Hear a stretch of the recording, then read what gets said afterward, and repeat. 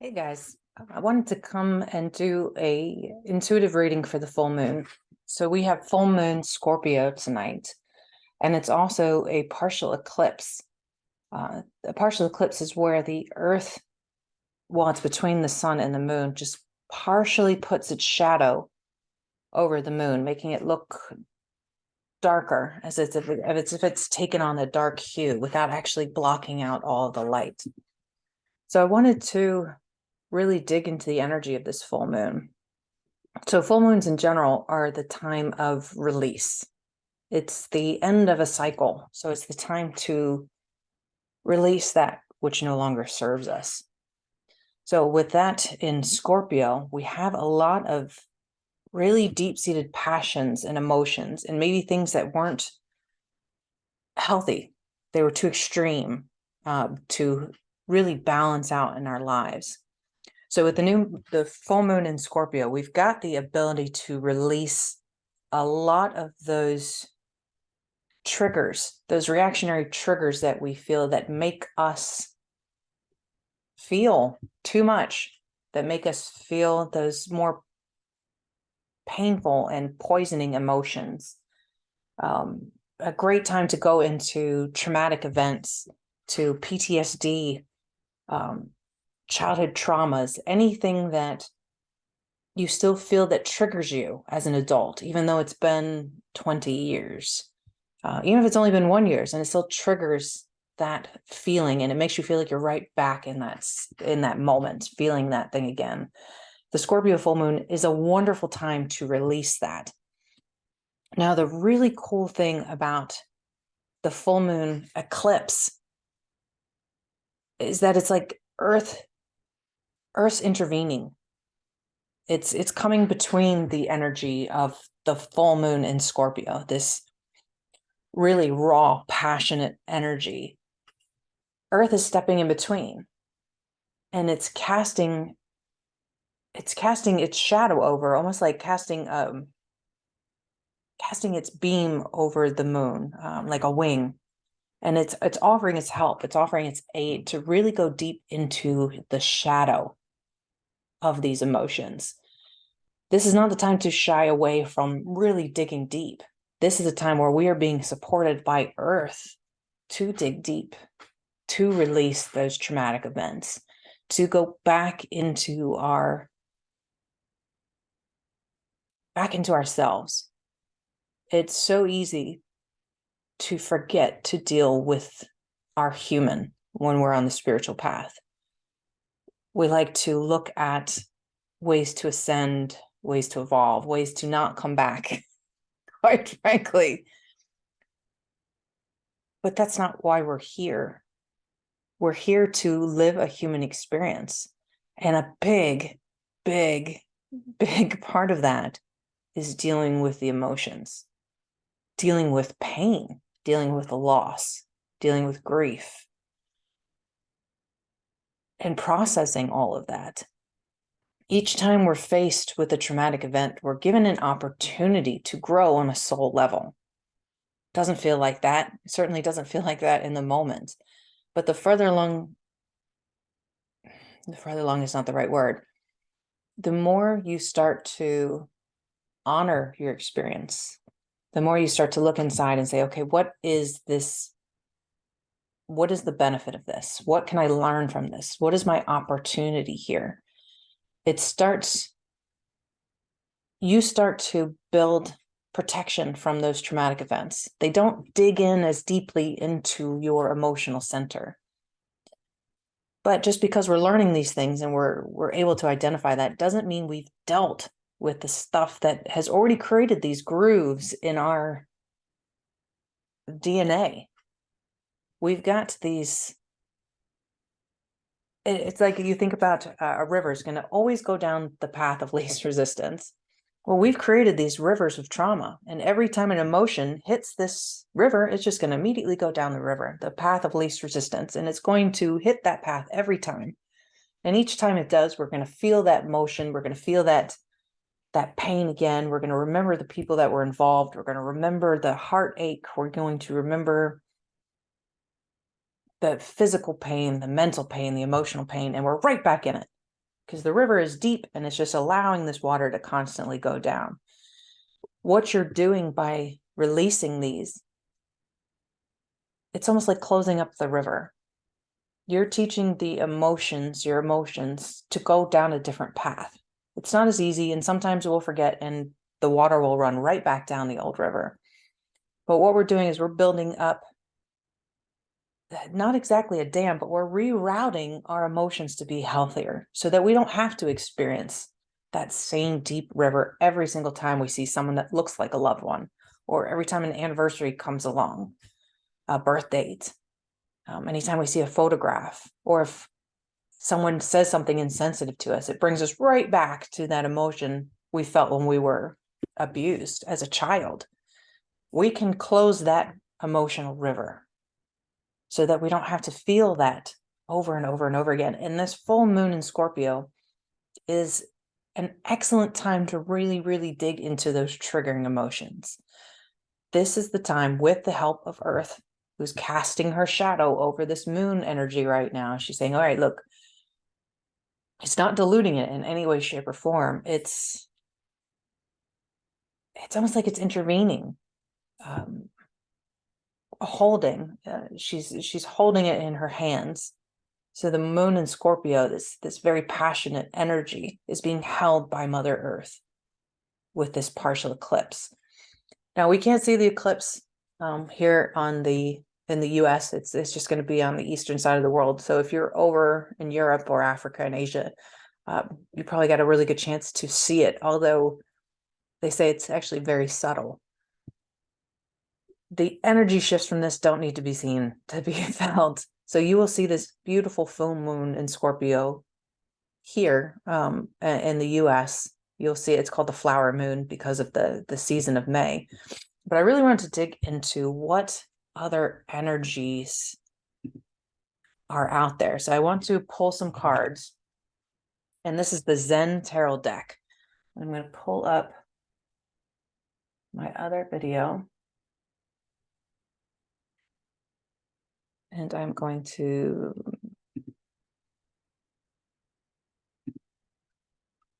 this tarot deck here.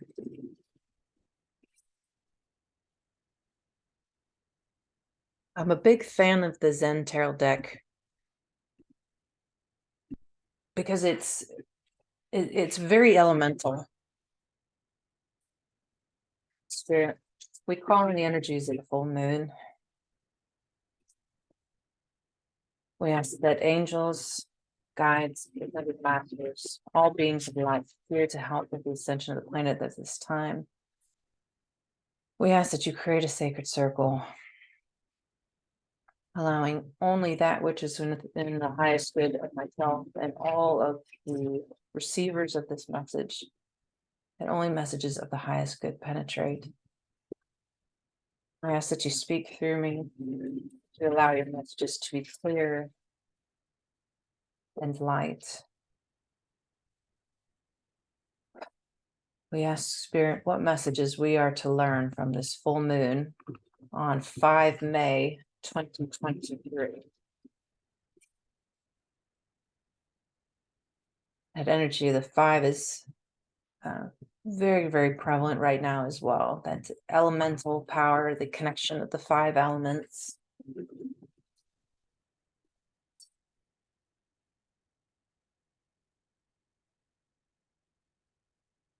So we're going to pull 5 cards. We've got the self, postponement, got the immediate past, receptivity, present, participation, the future, compromise. And I'm going to hold off on that last one. So the present self right now, what we have right now is postponement. So a very interesting card. It's almost like the I believe it's the 7 of Swords in the tarot. It's a card that has a lot of immediate, like, negative feeling to it. but in truth, it's a cage of our own making. So in this case, it's a woman looking out this window, and outside the window is this beautiful landscape. It's everything she could want. It's paradise. And yet she's still sitting in this black and white landscape as if waiting for someone to push her out the window or to open the door for her. She's postponing her own joy. So this is very much us in the present moment. And I know a lot of other spiritual workers that I've been speaking to lately have just been feeling really tired.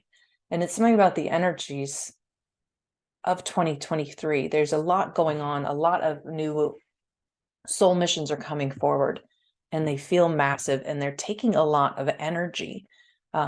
Just being a light worker at this time is taking a lot of energy. So this card of the postponement makes a lot of sense. So even those that are on our mission and feel really called to do whatever it is, that exhaustion, it's almost like a hurdle we're supposed to overcome. Not letting, like I was talking about that river, not letting our emotions go back into the old pathways, not allowing that feeling of exhaustion to stop us from doing what we're here to do. It's not real exhaustion, it's physical exhaustion. Almost like a trap or an illusion. And it's the same thing here with this postponement. For those who know their soul missions, they can see it through the window. It's this beautiful thing. The way to be healthy, the way to be happy. It's right there. You can see it. You know the steps to take, but we're not taking them. We're looking at them. We're observing them, and we're wallowing a little bit in the, it's quite a bit actually, I'm hearing it. We're wallowing in the guilt of not doing. So we're creating this black and white, this gray landscape for us, where emotions feel muted, where food feels less tasty, where we feel less likely to laugh and less likely to feel joy, because we keep looking out this window and saying this is where we're supposed to be, and kind of hating ourselves for not embracing it. It is an illusion. This is not something that the universe is giving us to do. This is something that we're creating on our own.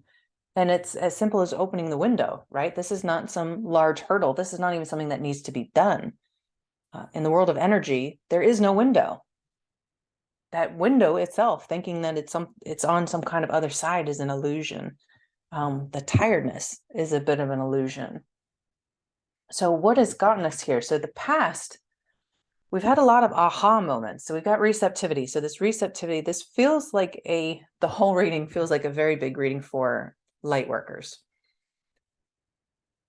and people that have done a lot of work on their spiritual journey.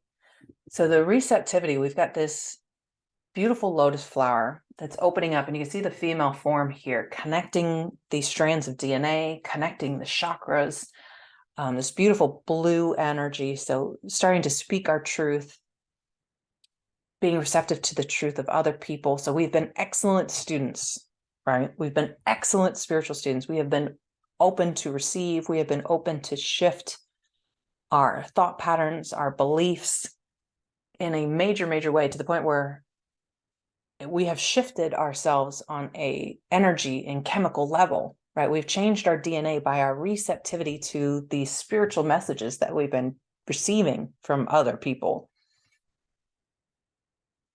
And definitely from the above as well. So it's interesting. Most of the activities up here, right? So part of being receptive to spirituality is obviously opening to the above, but there's not a whole lot of connections coming down into the lower energies. Almost like we haven't grounded those energies into the human. And I talked about that before, kind of forgetting the human, and always looking at the esoteric, always looking at the above. But if we are not balanced with the above and the below, the human starts to get forgotten, and that can lead to physical ailments, that can lead to depression, that can lead to a lot of the lower energies essentially demanding your attention. So while being open and receptive to this beautiful lotus of information, it does not feel like we've brought it down into the practical world, into our daily world. And that is a huge thing that, I mean, hell, I've got that problem with spirituality as well. We can say it so beautifully, and we can speak it so beautifully, and we can share our messages. But do we do it ourselves? Do we follow our own messages? That is probably the hardest part about spirituality, is really incorporating it for yourself. It's like that old expression, do you do the right thing when no one's looking? Are you using the spiritual practices when nobody's watching? So the present, we've got participation. So now we're starting to participate in our own journey. We're not just the students anymore. We're starting to, we finally started to feel like a peer in this world. We see our place in it.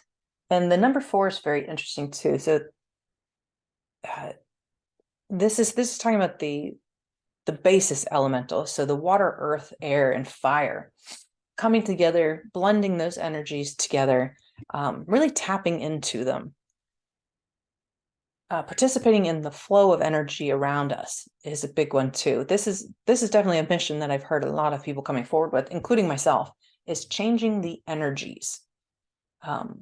Really getting involved in the way that the energy flows. We talk about toxic energy all the time. We talk about sacred places that are that have been poisoned. I live in the DC area, so we talk about the energy of the DC area. And yet for the longest time, we've just been talking about it. We've been learning about it.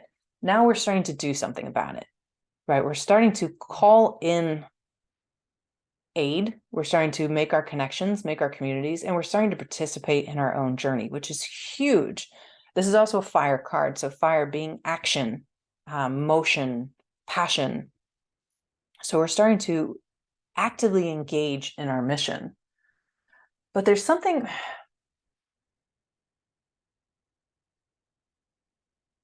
there's almost something unsettling about the card though. It doesn't, what is it about this card? Spirit, what is this card trying to say?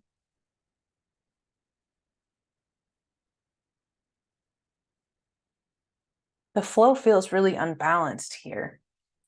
Like it's not complete, like it's a spiral that hasn't finished. And that's kind of how I see it, how Spirit is showing it to me. It's not a full spiral there.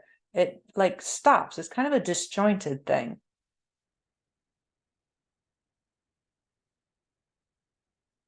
It's a lack of,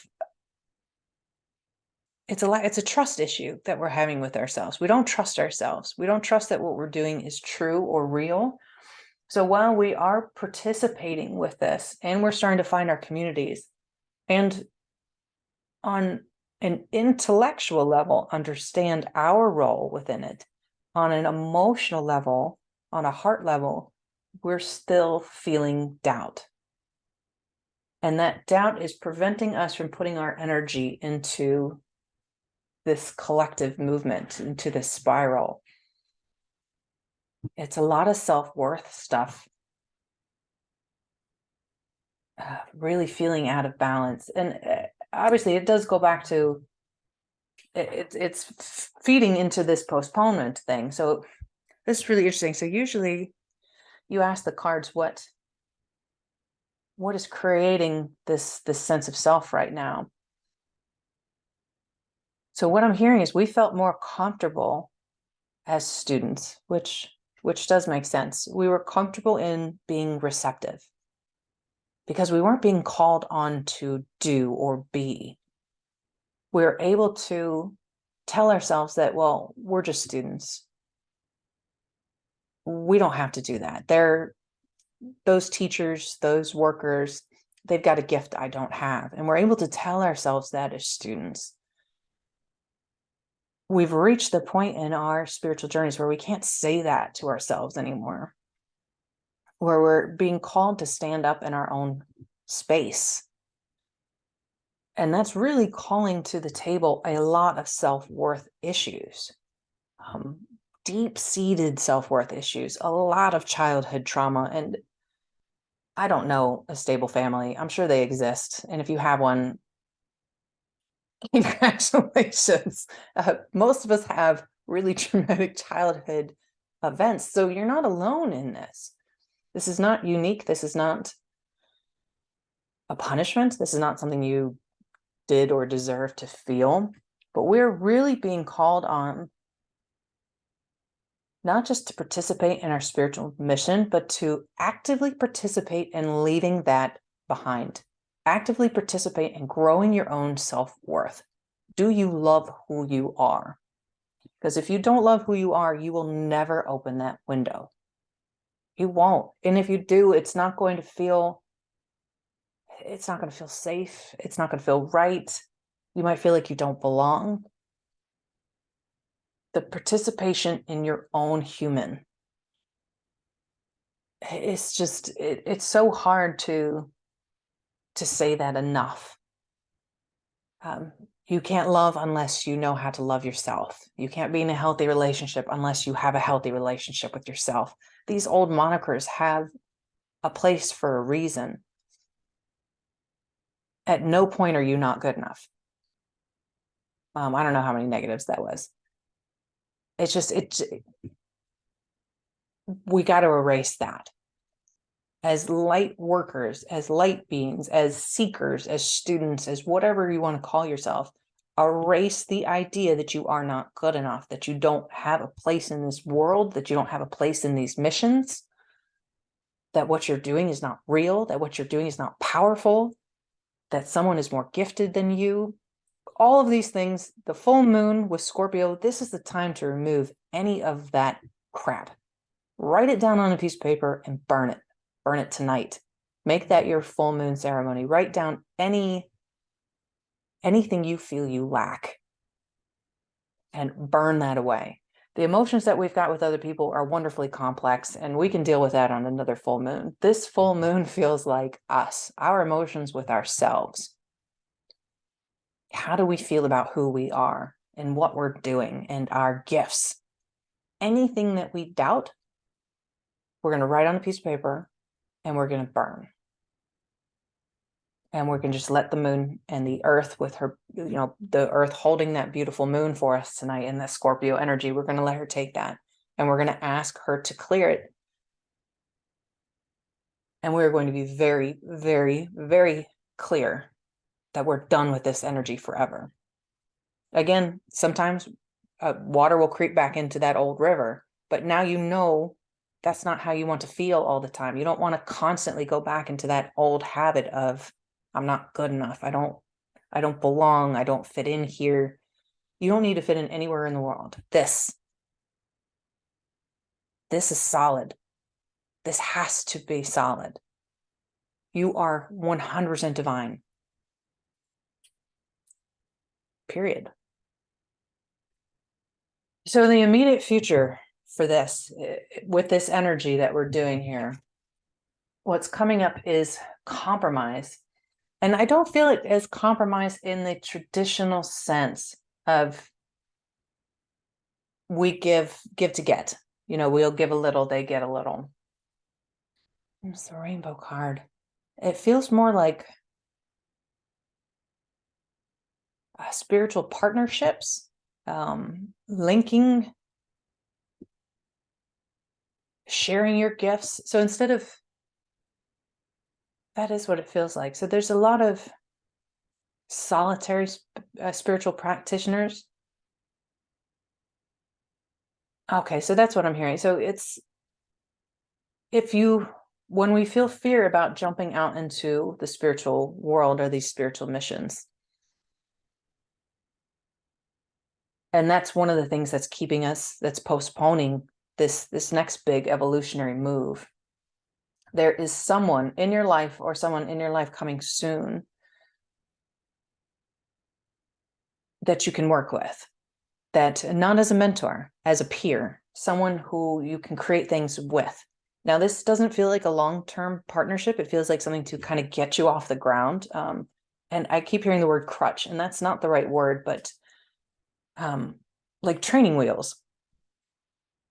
Someone who also wants help launching into the spiritual world, excuse me, some kind of collaborative energy where you guys help each other get into the feel of this new energy, get into the flow of your spiritual work, accountability for doing spirituality when nobody's looking, helps you really find your base, to find your own individual power.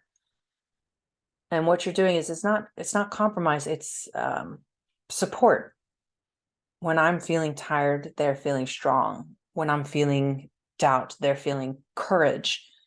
Being able to carry each other and lend strength to each other in different times. So it feels like this is someone who might have just entered your life or is coming back, or someone that hasn't been met yet, but you'll meet soon. It feels like it's going to be different for everybody, but I feel a virtual connection too. And it's almost like they have very similar gifts. They look very similar. Their color palettes are very similar. They're standing shoulder to shoulder, foot to foot.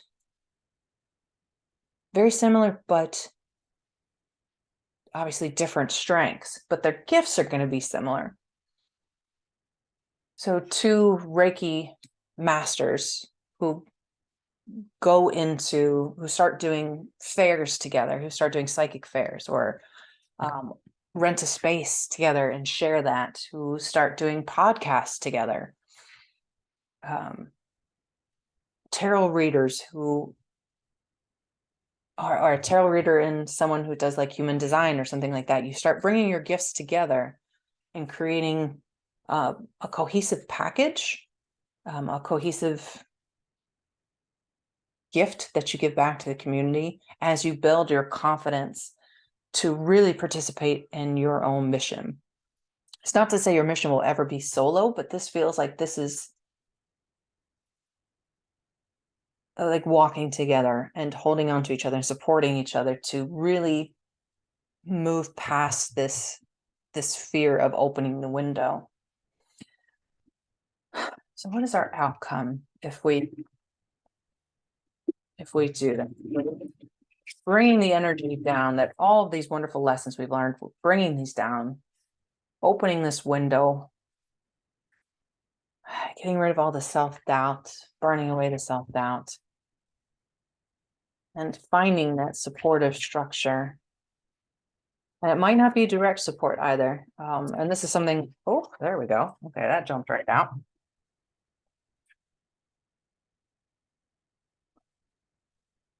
Conditioning. This is such an interesting card. So this card always looks like it's the lion in sheep's, it's the lion in sheep's clothing. It's a lion who's put sheepskin on so that he can now walk among the sheep.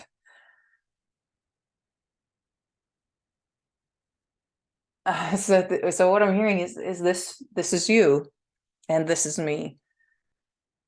We are the lions, and we are not putting on sheep's clothing. We are shedding sheep's clothing.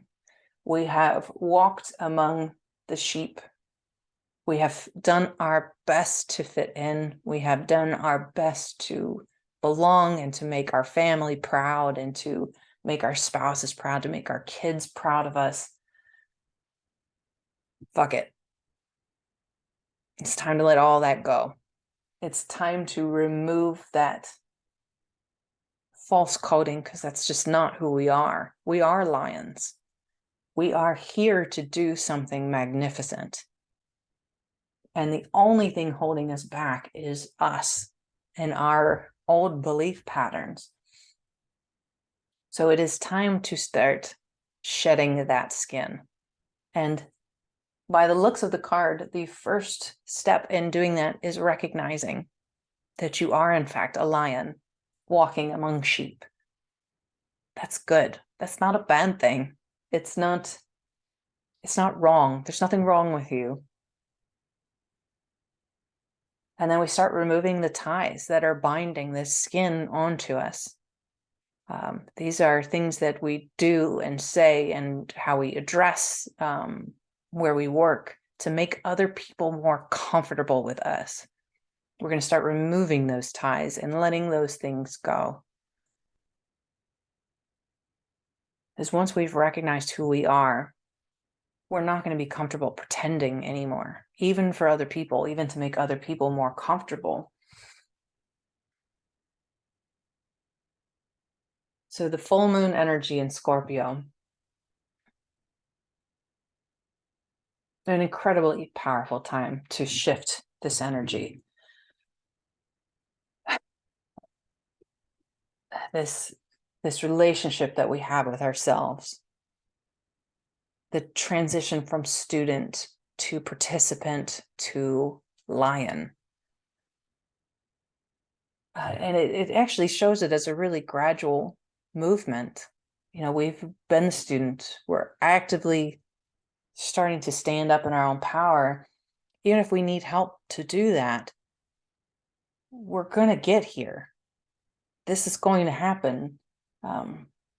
It actually doesn't feel like a particularly fast journey when just looking at the time, like how far away is it until we stand in our lion power? It's going to be very different for everybody, because some people just needed this message to hear, shake it off, you know, really heal that relationship with yourself. We all have things we don't like about ourselves. But honestly, worrying about cellulite and stuff like that, well, not great. That's probably my biggest complaint with myself. I do still put on my sheep's clothing to go to work in the spaces that I work. And I keep telling myself to drop it. And it's my fear is standing in my own power in places that won't accept it. That's definitely something I've got to work on. But I love who I am.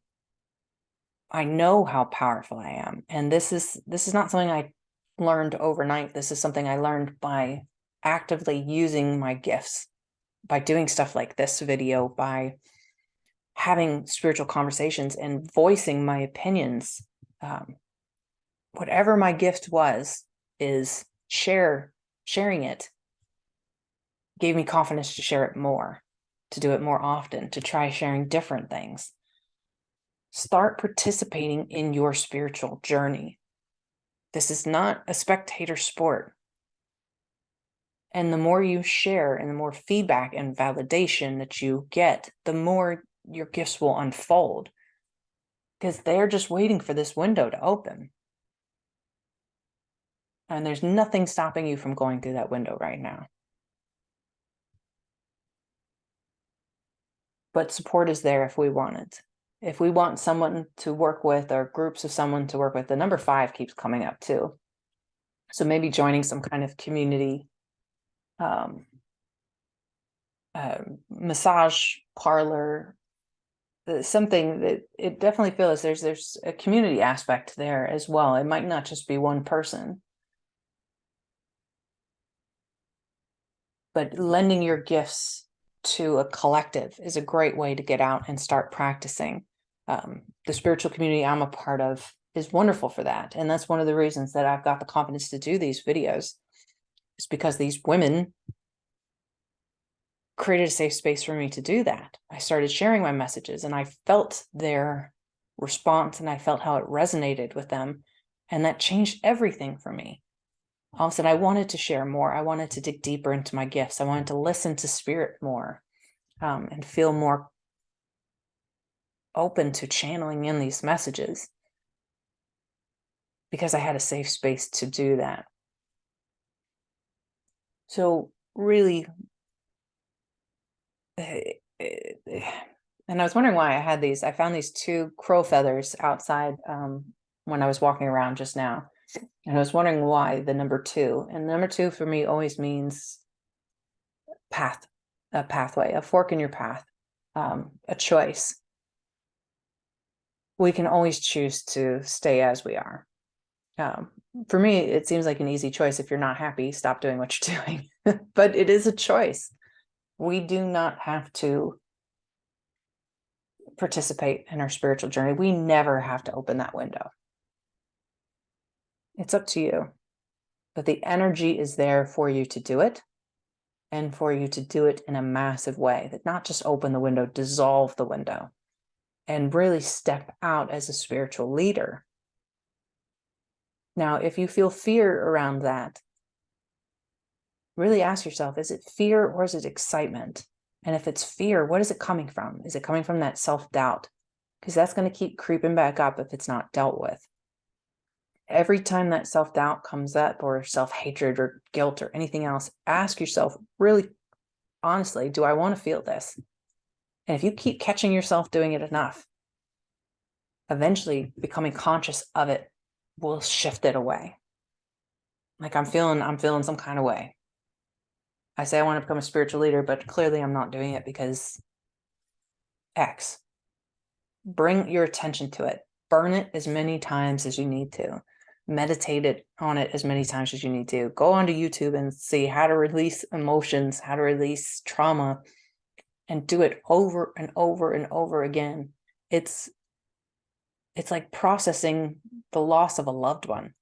You have to go through stages to release these really deep-seated energies, these deep-seated emotions that we've held on to, because at some point we become really comfortable disliking ourselves. It becomes almost addictive. Do you want to feel that way? I guess that's really the question. Do we want to constantly look out the window and say, look how beautiful that is? Or do we want to participate? So those are the messages that I'm getting for this Scorpio full moon. If this message resonated with you, please like the video, please subscribe to the page to hear more. If you're interested in learning more about the spiritual communities I'm a part of, please reach out via any of the social media groups, or sign up on my website for the newsletter. It's ascended-warrior.com. And I am going to be creating my own spiritual community very soon that I'm really excited about. And I think I will launch in June. So stay tuned for that. Love and light, everybody. Enjoy this energy of the full moon and love yourself. Bye.